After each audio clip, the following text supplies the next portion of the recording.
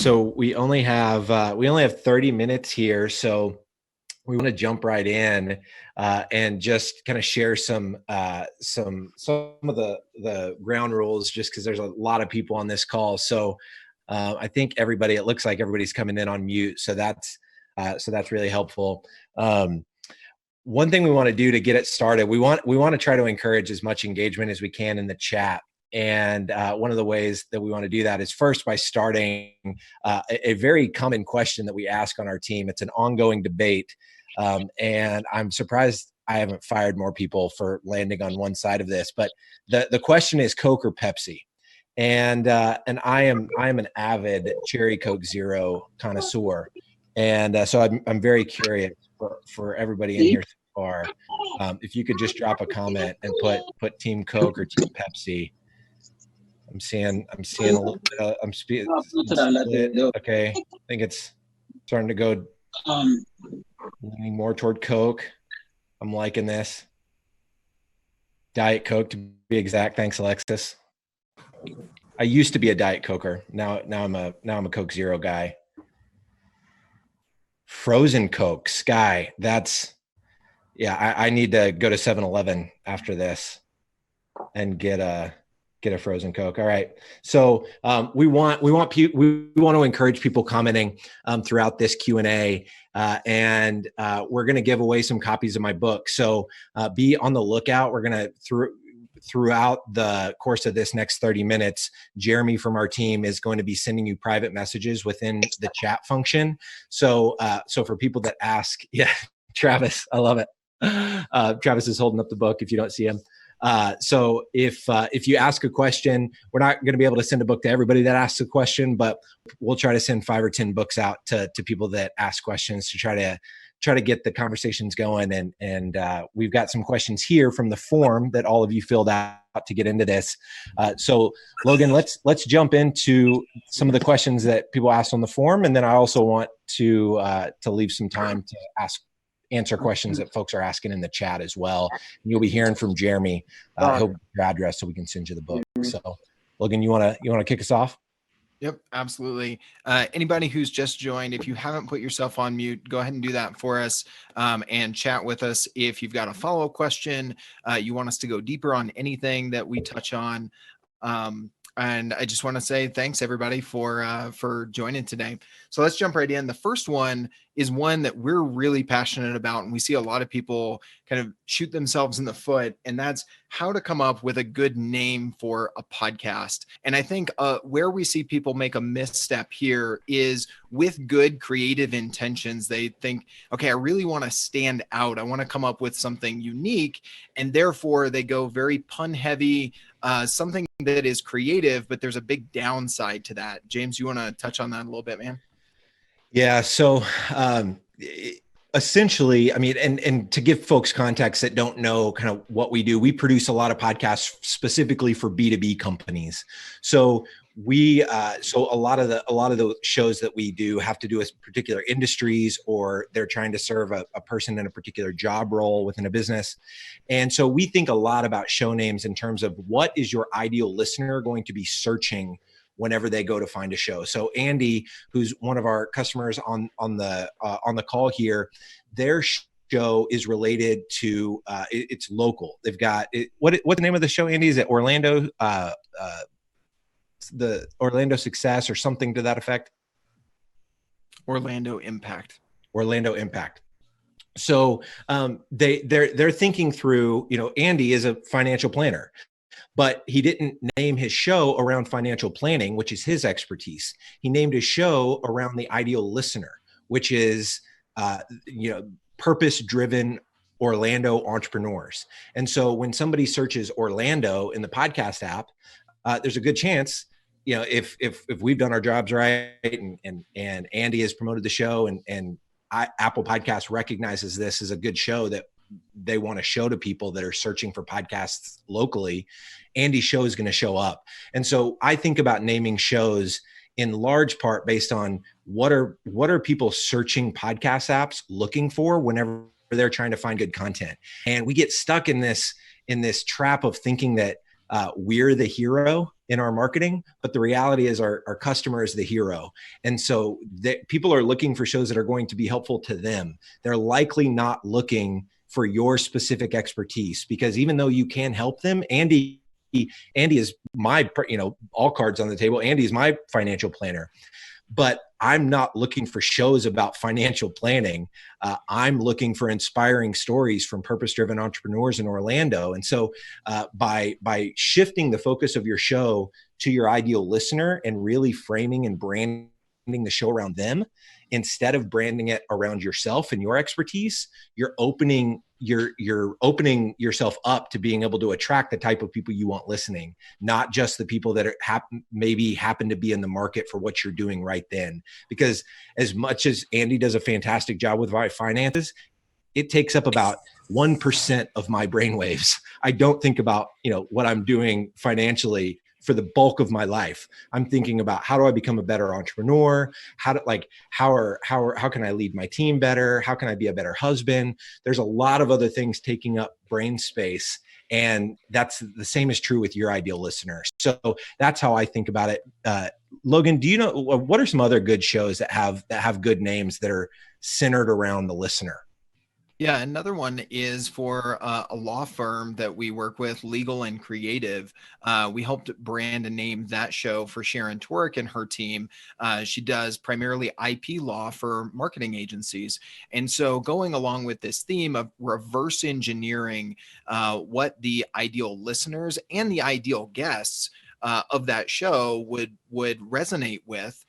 We help name that show The Innovative Agency. So, for agency owners who are searching Apple Podcasts, hey, is there a podcast about agency life, about running an agency? They might type in agency. They're probably not going to type in IP law, right? They might Google IP law, but when someone is searching for a new podcast, they are looking for, hey, I want to know something about, culture or B2B sales or marketing, or agency ownership, those sorts of things. So how can you do that? And then put a descriptor there that is, that gives the connotation that you want your listeners to have and your potential guests. When we've done outreach for potential guests for that show and say, hey, do you want to be a guest on The Innovative Agency? Well, the agency owner is like, one, this is for me, right? And two, innovative. Yeah, I want to be known as innovative. I'll come on, as opposed to, hey, do you want to come on legal practices for marketing agencies? That doesn't sound that great, right? And when you're doing content-based networking, which is inviting your ideal customers to be a guest on your show, to the point you just made, Logan, you're exactly right.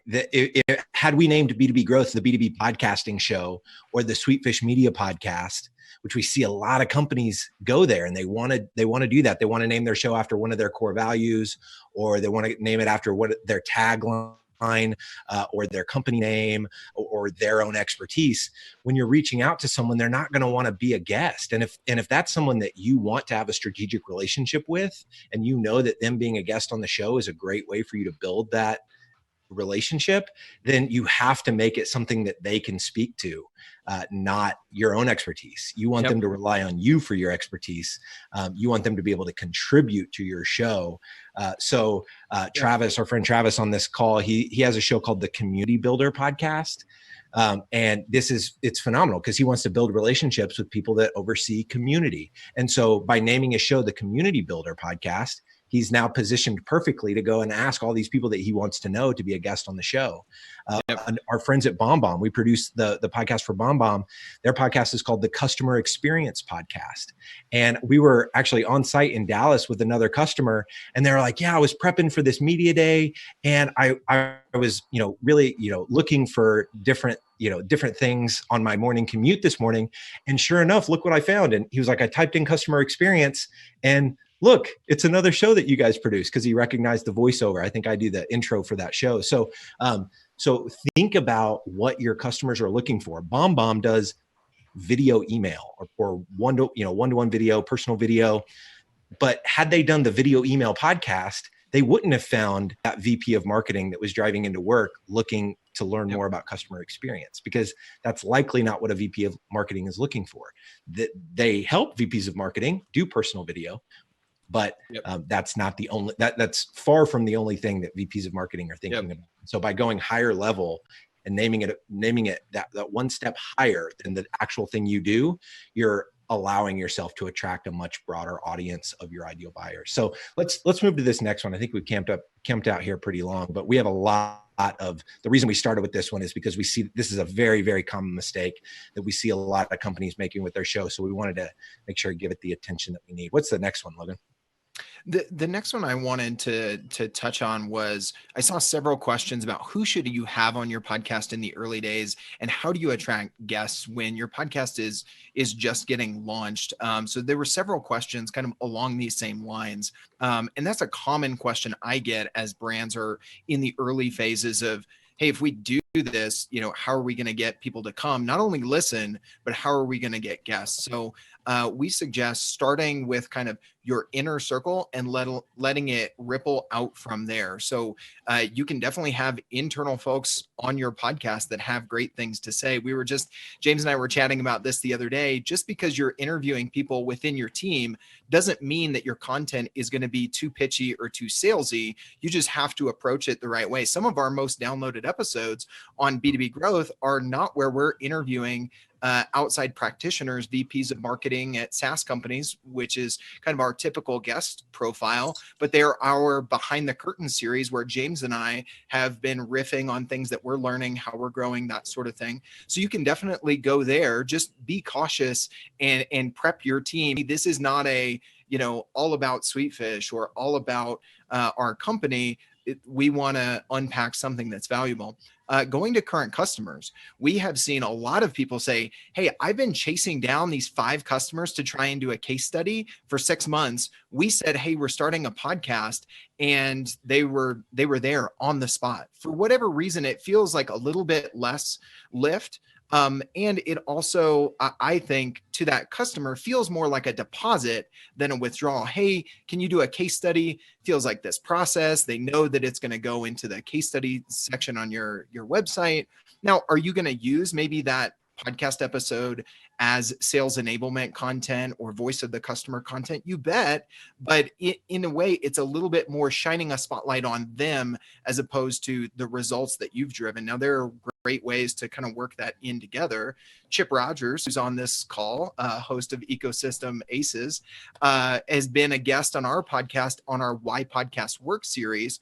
We talked about how they've used their podcast successfully. And guess what? Naturally, how we work together kind of came up, but it wasn't necessarily a case study as well, right?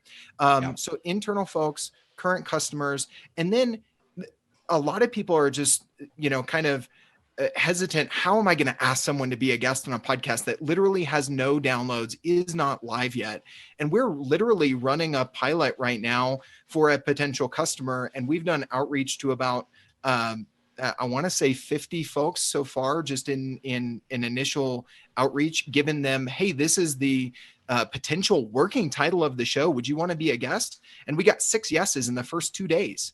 They did not ask about downloads. They did not say, show me the Apple Podcast link. And I think the important thing there is the messaging that we use. The working title follows that framework that James and I were just talking about. 2, the messaging that we used was not this long PR pitch that James and I get all the time. Let us have a guest, pitch this guest to be on B2B growth. And it's 5 paragraphs and I never read it. I literally look for the LinkedIn profile, click on it, and see, would they be a good guest usually, right? And so in that messaging, we say, hey, we want to highlight customer success leaders that are doing great things just like you. Up for it, and literally start with a 3 email sequence. And most of those emails are 3 sentences or less.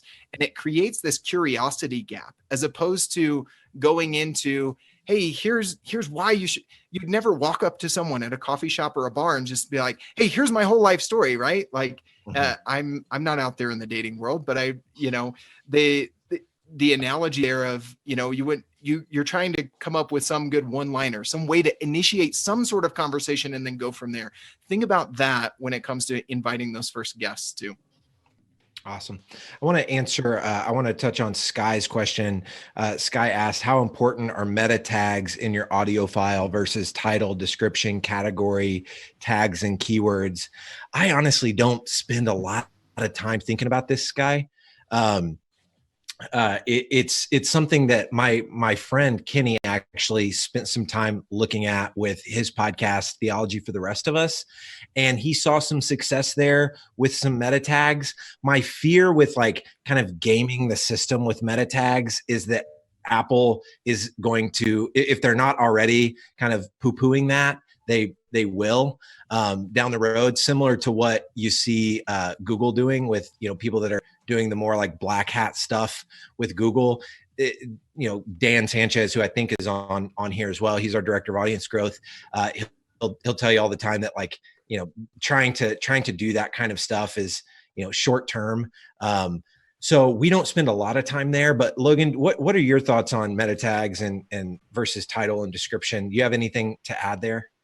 I would say more importantly, for the long-term searchability of your show, when you're launching, or even if your show has been live for a while, whether you're using Libsyn or Buzzsprout or whatever for the host, if your show is not set up, approved, and syndicating into Google Podcasts, make sure that you do that right away. Because what Google is doing is transcribing every episode that's live in Google Podcasts and indexing it for search. So the same evolution that we've seen video go through when it comes to search is happening with audio as well. It used to be, if you wanted to find a video, you literally had to go to YouTube, right? And type in your search. And then it was like, hey, if I search something and I put video at the end, it'll give me that carousel of videos. Now you might see that video carousel, you might not, depending on what Google thinks matches your search intent. Right now, if you go to Google and type in customer experience podcast, you'll see an options of podcasts, but then you'll see a carousel of podcast episodes. And some of those are the customer experience podcast that we mentioned with our friends over at BombBomb. Some aren't, because what's driving those search results are the transcription that's in the back end. So that's the other reason that we don't typically, for our customers, transcribe the episode, post it to their blog, because the transcription is less valuable than the actual natural language content that either is in the background on Google, or if you turn it into a blog post on your blog, like BombBomb and others do. And sorry for how I framed that, Sky. I wasn't implying that you're trying to hack or anything like that. I know that some people that I've known that have spent a lot of time focused on kind of meta tags and that kind of stuff. That's I shouldn't have used that word hack. That wasn't my intent at all. So sorry about that. Travis was saying focus on headlines over meta tags. And I would tend to agree with that. So, if you're writing a headline that somebody is going to want to click on when they're subscribed to their show and they're scrolling through to see like, okay, what new episodes do I have available? Yep. If you can really master the art of headline writing, that's going to be what gets people actually engaging with your content. I've seen a lot of people that just put the name of the guest. So like an interview with, Andy Young, that's going to perform not nearly as well as if it were, 4 ways to get your financial house in order with Andy Young. So you're still tapping into the search of anytime someone searches Andy Young in Apple Podcasts, they're going to find him. But the headline is going to make your existing subscribers want to click on that episode, because you're not just competing with your other episodes. You're competing with all the other podcasts that this person is subscribed to. And so the better you can make that headline, the better. The better you can make it, the better off you're going to be. Thanks for bringing that up, Travis. James, I want to double down on headlines real quick, because I think there are some very tactical things that you and I talk about a ton that we could unpack here really quickly. One, what you said there, making the first part of that headline as engaging as possible to draw them in.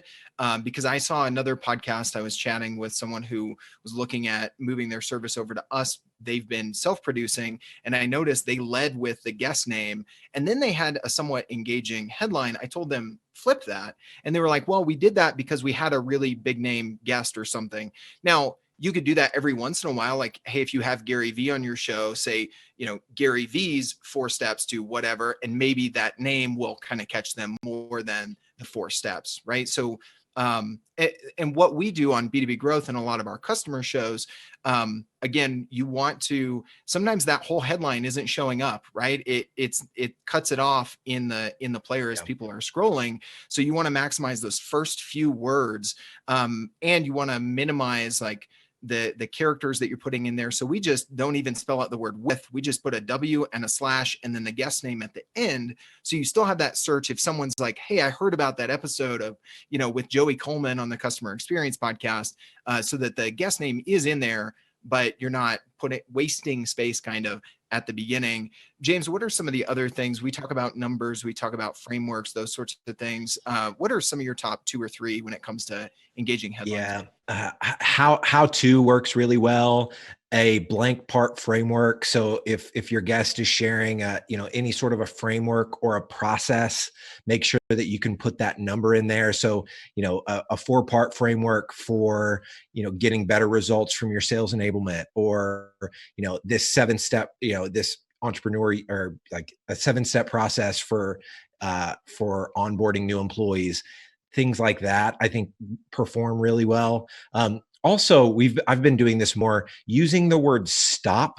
So with all of our content, we're trying to get to a place where, especially when we're cutting up micro videos from content like this, we're looking for things that our guests say or that the host says that tell someone to do something or to stop doing something, because that tends to be really tangible advice that people can walk away with and really go, man, that was a valuable piece of content, because I walked away with something that I need to start doing that I haven't been doing before, or something I'm doing now that I need to stop doing that is maybe common.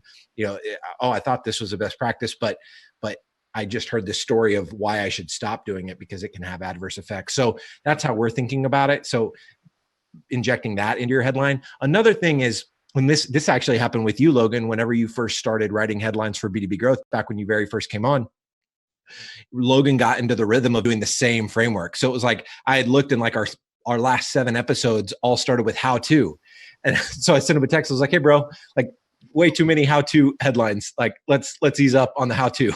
And so he's now, he now doesn't do that anymore. He's awesome with headlines now, but and he was awesome before. It's just, you don't realize it because you're just like, how-to is a really easy one to default to. Just make sure you're being diverse and switching it up there. Yeah.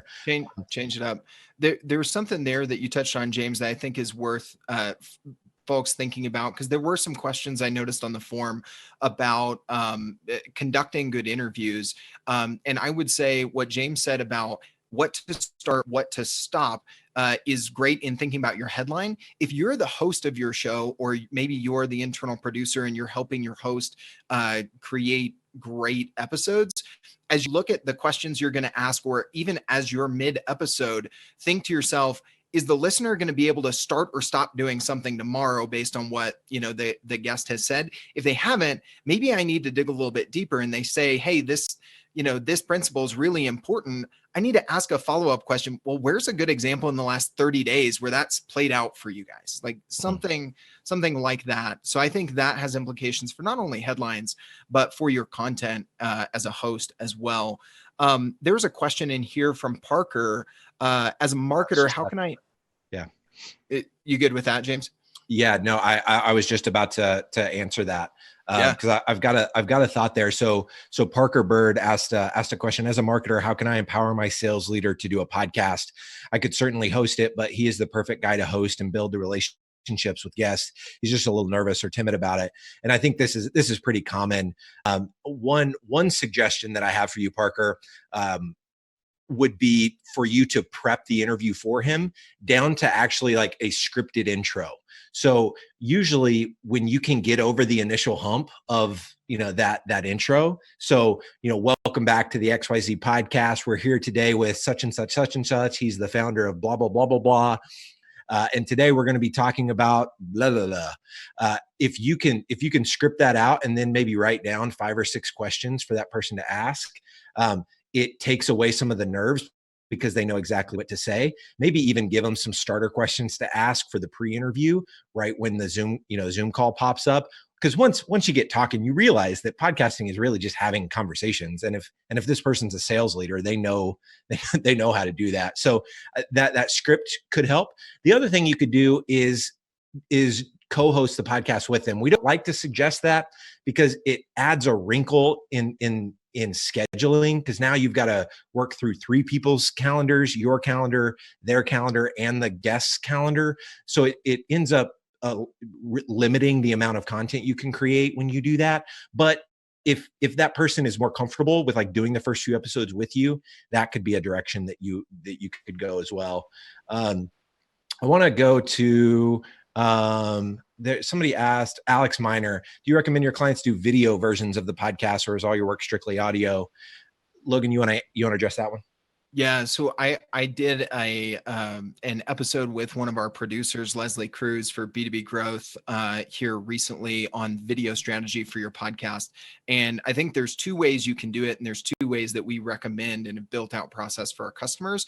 And then I think there's one way you can also do it that we don't do, but there's a reason we don't. I've seen some brands that I really like and respect go all in on video on a brand new podcast, even like film them all in a fancy theater and multiple camera angles and very high production value, or in a studio, that sort of stuff. And they were great. The content was good, and the videos were nice to consume as well. Both of the examples I'm thinking of didn't make it past 10 episodes. Now, there could be a lot of reasons why that was, but I think a lot of it was they dumped a lot of production cost into that video, when podcasts and even video shows, they are a longer term thought leadership brand awareness play that is top of funnel. So thinking that, hey, I'm going to have X number of MQLs after 30 days of a podcast is just not realistic. So the way we think about it is two ways: short form video. So every episode that I record for B2B Growth, I record via Zoom. So I'm capturing the video as well. And what we found is that don't put your full episode on a LinkedIn post. Don't do a 3 or 5 minute clip on LinkedIn, because when people are scrolling LinkedIn, they're not interested in a 5-minute video, right? But if you can take a little snippet out of your recording where the guest said something really punchy, put a branded frame around it, big headline that's specific to the nugget that they shared, optimize it for social, LinkedIn, or other platforms if those are bigger for you, Instagram or Twitter or Facebook. Put captions, big progress bar, put a call to action at the end. I think pretty much everybody on this call has probably seen Gary Vee's videos. Emulate that. That's what we've been doing for short form videos for our customers.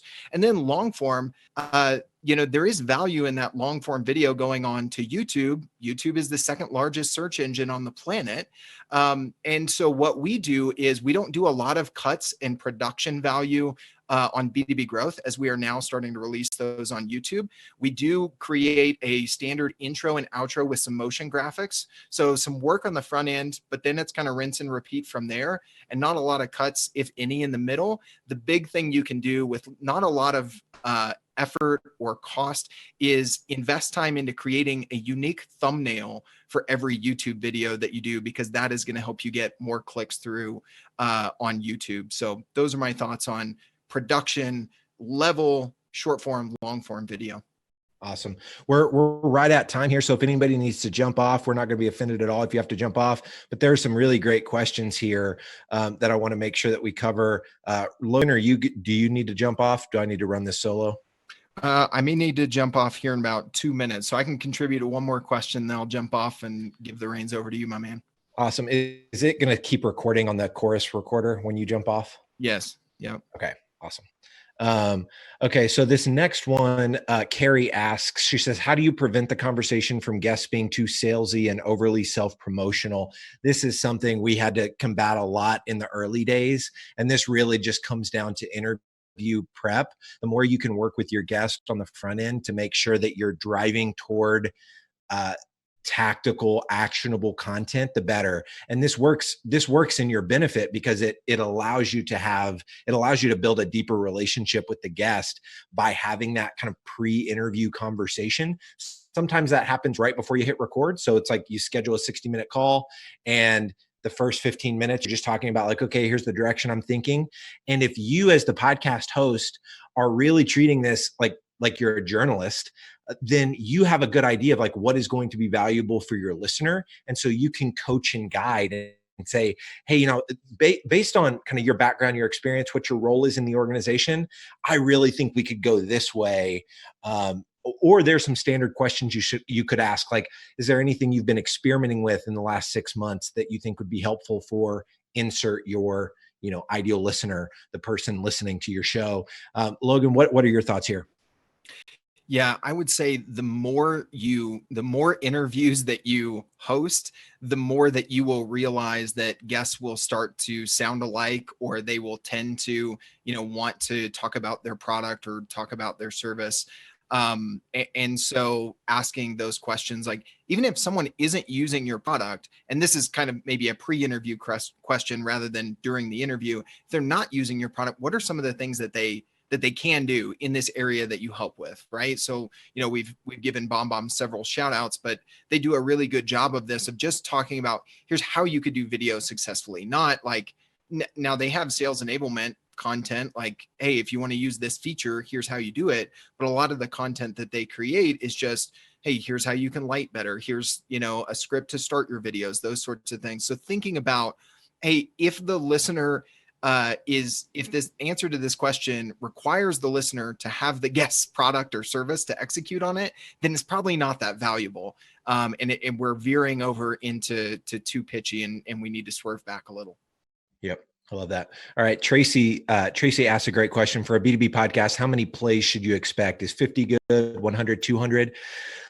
Logan, you might be able to speak to this a little bit better than I can. I know you're looking at these metrics a little bit more than I am, but Yeah. I've found that a lot of the shows that we're producing are getting between 150 to 200 downloads an episode in the early days.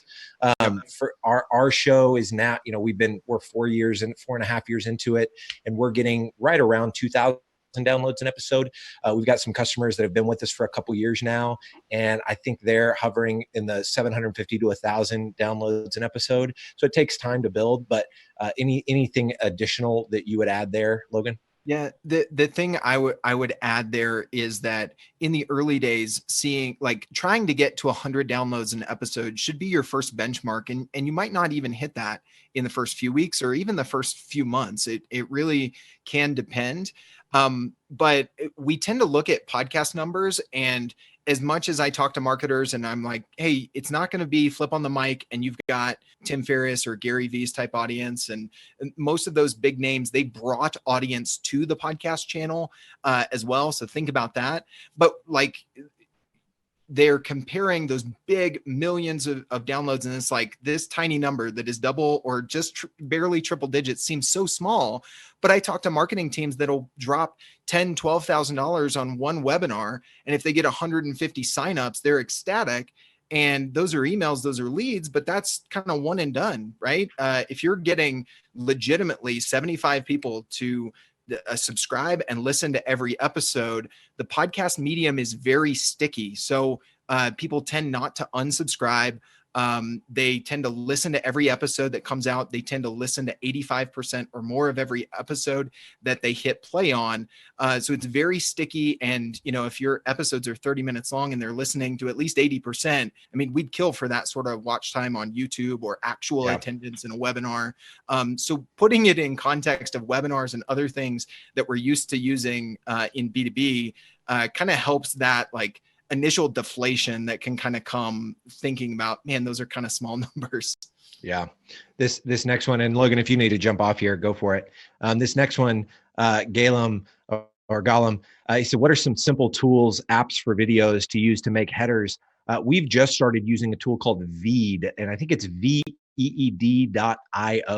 Jeremy, can you speak to this a little bit? Yeah, I also noticed that Alex threw a few tools up there that are really awesome too. Subtitle, Clipscribe, and Splashio.com. Those are really good as well. Veed was useful for us because we're able to upload frame images. It has a loading bar that we like to use so people know how long they're watching the video. And then we can actually cut the video and send it in, and it does the auto transcribe is usually better than 98% with the exception of acronyms and some people's names. But we really like it because it just allows it to do it quickly. We can also export the closed caption subtitles to be able to put into other programs like Adobe Premiere and things like that. So that's the one that's been the fastest for us so far, but there are a lot of really good ones out there. Awesome. This next one from Sam: how do you get your guests to go all out on sharing the podcast they're featured on, with the exception of bigger names and influencers? I like how you frame that, Sam. Obviously, it's going to be really hard to get Gary Vee, to promote your podcast, even if he did you a favor and decided to be a guest.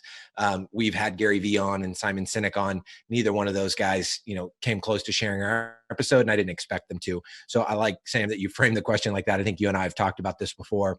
I think getting guests to share the podcast. I'm on a lot of podcasts, and I just know that it's hard for me to it's hard for me to do it, even when the host sends me the assets. One thing that I've been interested in, though, particularly with LinkedIn, if somebody were to create a micro video for me, or they had their designer or somebody on Upwork do like a LinkedIn deck that was really good and branded really well, it's different than just like giving me the link and saying share it, because I still have to do a lot of thinking about okay, I've got to write a text post now to go along with this link. Where do I share it? So maybe giving more direction, and maybe investing in some processes, maybe with some contractors, to figure out how can I create, a micro video or something more unique. And I think micro videos are really hot right now, and slide decks on LinkedIn are really hot right now. And if you can have some sort of system or process with, maybe some outsourced labor where you're creating those and you give that to your guest, I think they're going to be much more likely to share it, especially if it looks really good. But you can't phone in the design. And I think, Sam, based on what I've seen from the design of your podcast, you wouldn't phone that in at all. I think you've got a really good eye for what looks good. But if you send somebody something that looks like crap, they're obviously not going to share it. But I think videos and slide decks would be something that you could try to see if that gets more people sharing it. All right. Looking through here. Oh, Headliner. Alex mentioned another tool for making videos is headliner.app. I've recently heard about that one, and I think that one's really good. Okay, so it looks like we've gotten through the questions here, and I know we've already taken up an extra 8 minutes. So thank you all so much for coming. We're going to start doing these monthly. So if you're on our email list, you'll see it there. We'll let you know the next time we do this. And then Jeremy should be getting with some of the folks that ask questions, and we'll get books sent to you all. So thank you so much for coming. We'll send you the replay of this. So if you want to show it to anybody on your team or anybody that is thinking about getting into podcasting, we'll send you the video, and you can share it along that way or rewatch it if you want. So thank you all so much for coming, and we appreciate you a lot.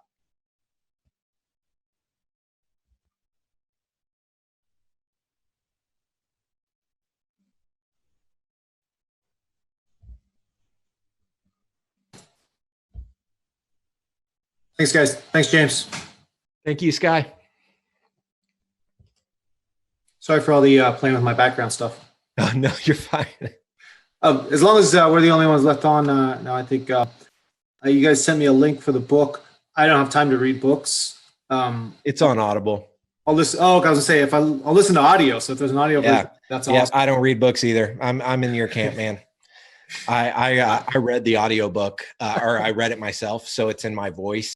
I love it when the person who wrote it's in their voice, because you inflect it matters things and stuff. It really does. Yeah, it matters. I feel cheated when I listen to an audiobook and then I find out, wait, a guy wrote this book. It was a woman's voice, and I'm like, some of these things mean something the one exception to that is I listened to Radical Candor, and the author read Radical Candor, and her voice was not a great voice to read it. It was just, if you suck, then bad. But for the most part, I mean, John Acuff, I don't know if you've read any books by John Acuff, but he had so much personality that I'm just like, oh my gosh, and so I tried doing that in the book. I didn't quite hit John Acuff level, but it was fun to do. Yeah. Awesome. Thanks, man. Awesome. All right. Later, Sky. Hey, James. What up, Brad? What's up, man? That picture's looking fly, bro. Oh, I got my thing unplugged because I got my headset charger plugged in. I wanted to stay on a little bit after and talk to you. I know we've kind of talked about, and I kind of made a career move jump. And I kind of I was going to try and ask the question in the chat, but I feel like it was kind of weird to kind of phrase it. But so like for my business, we kind of have two different clienteles, one of which I don't think is going to use podcasts, 75 plus, senior market. But the primary portion of my business is going after large insurance agency groups, financial advisory firms with, several advisors underneath them. Yep. And so I guess my question is, is it normal to kind of have a podcast that talks about products? I'm guessing you would tailor it towards the financial advisors and the insurance agents with products that apply directly to your business, and maybe tailor it towards helping seniors. Yeah. So are you wanting to make, so you're the person you're trying to connect with that actually buys from you is the insurance agent or the financial advisor. Is that right? See, and that's the part that's difficult, is my world is trying to open up conversations with the advisors and agents. So that way they know more about my product to be able to suggest to their senior market clients. Got it. Yeah. So if that's the relationship you're trying to build, I would try to frame the show around that persona and make the most helpful content you possibly can for the financial advisor or insurance agent. And so that I don't know if those two worlds, I don't know enough about that world to know if there's enough overlap to where you could do both, or if you should try to go all in on one. So like something like, just calling it like the financial advisor, or leaders in insurance, something like that. And if there's a term or something that you can use where it covers both of them, that would be awesome. That's what we did with B2B growth. Honestly, inadvertently, we didn't intend to have a show that could cover both sales and marketing, but it ended up doing that by the way we named it, and it ranks for B2B, which is awesome. But I would be thinking about like, what is the keyword that somebody is going to be searching in podcasts that matches one of those personas, or maybe both, if there is a word that kind of covers both. But that's how I would think about it. And so I don't think you necessarily need to have a lot of conversation about your product or about the senior market even. I think you can keep the conversations around like, how are they running their best, how are they running their practice? How do they run the business of being a financial advisor or being in the insurance, being an insurance agent? Because if you keep it there, which is like one level removed from your product, you're going to get a lot more financial advisors that actually want to listen to that show.